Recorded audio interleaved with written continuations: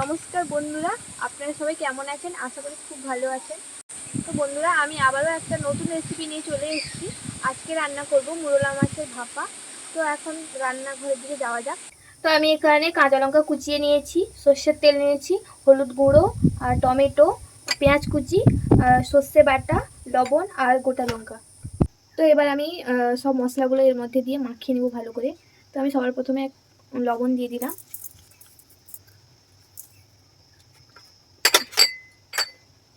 কাঁচা লঙ্কাগুলোও দিয়ে দিব, পেঁয়াজ দেব,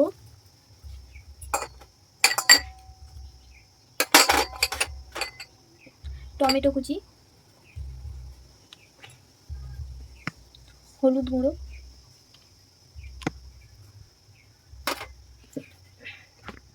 সর্ষের তেল,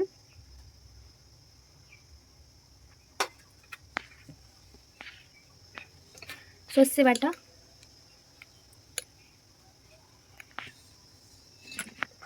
তো এবার ভালো করে মাখিয়ে নিব।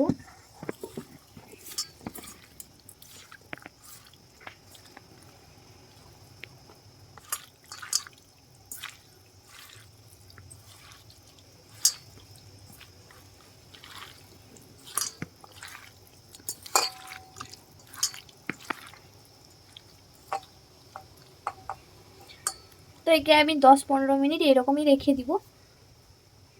তো মোরলা মাছগুলো আমি টিফিন কৌটে ভরে নেব।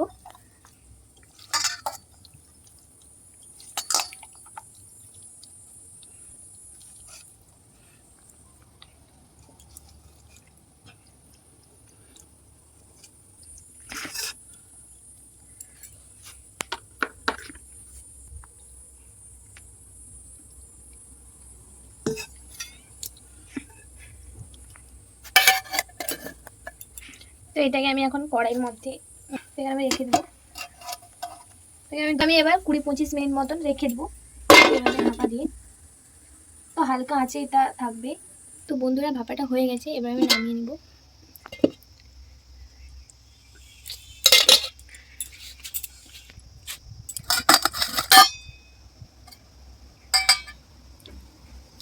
ভাপাটা হয়ে গেছে খুব ভালোভাবে।